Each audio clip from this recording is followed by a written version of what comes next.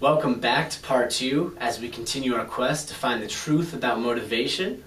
As just a quick review, in part 1 of this video we found out that through experimenting with the candle problem that extrinsic motivators, those rewards and those incentives, actually led to poor performance, especially when the task called for cognitive skill. And of course this is exactly the opposite of what we would expect, as we use incentives and bribes and rewards to get people to do what we want.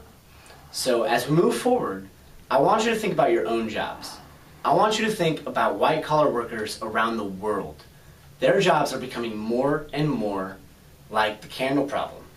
So with that being said, what do we know? Extrinsic motivators don't work, right?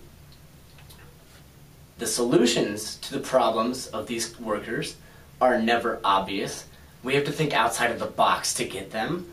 And we have to get creative, right? The answer is never obvious, and it's always surprising.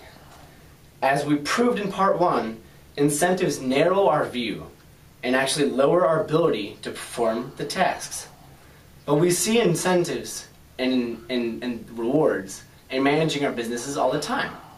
So, there is a mismatch between what science knows and what business does. And if we ever want to get out of this economic mess, if we ever want to move forward with our businesses, we have to fix this broken system. So, extrinsic motivators don't work. So we have to ask ourselves, what does work? And if extrinsic motivators don't, then you have to say, intrinsic motivators definitely work. So, we need to build our businesses with this model, intrinsic motivation. Okay, 3 factors to set this on. Autonomy, mastery, and purpose. Now, scientists has already proved that these work. We've already proved that. Autonomy, the urge to direct our own lives. Mastery, the urge, the want, the desire to get better at something that matters. And purpose, doing something for the better of everyone. To do something bigger than ourselves. So, as mastery and purpose are kind of obvious as to why they motivate us, we'll talk about autonomy. Now, management is great for getting people to comply, for compliance reasons. But, as far as engagement goes, it isn't as great. Self-direction works better when you want engagement. So, in this new system, let's pay people adequately, let's take them fairly, let's get money off the table. There's a company based out of Australia called Atlassian, if you've ever heard of them. Now, Atlassian came up with what they call FedEx days. And a few days a year, every once in a while, they'll tell all their engineers, all their workers, okay, go. For the next 24 hours, work on anything you want. As long as it's not your normal routine, as long as it's not your normal work, go and work on whatever you want. And what they found was, there's a lot of production. So they've actually turned those few days into 20% of their time. Now, Google, if some of you may know, also use this. They use the 20% method, where engineers and employees of Google are allowed 20% of their time to work on whatever they want. They make their own schedules, they pick their own teams, they work on whatever they want. And what we found is about half of Google's new products on a yearly basis are actually burst during these 20% times. So, they choose their own schedules, they have their own autonomy,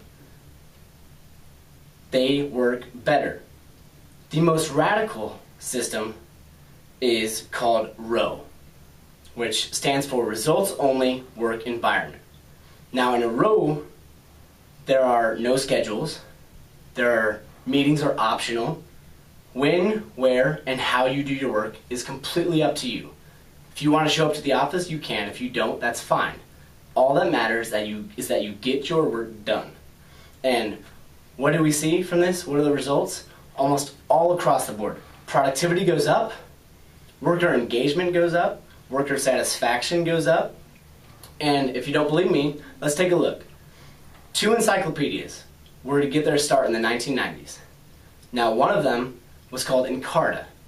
And Encarta paid all their employees big salaries gave them all the money they want, all the extrinsic motivators they could have, and Wikipedia didn't pay anyone a cent, just said, do what you love. Do this because it's what you love. Now, who's winning? Obviously Wikipedia is. Most people know Wikipedia and it's way more used than Encarta. So, what does that tell us? It tells us that there is a mismatch between what science knows and what business does. Now, we know that rewards and extrinsic motivators narrow the mind, we lose creativity, and we lose productivity. Now, intrinsic motivators win. They strengthen businesses, and they are the secret to higher performance. And the best part is we already know this. Now, all we have to do is implement this system, and we will strengthen our businesses, we will increase productivity, and maybe we will even change the world. Thank you.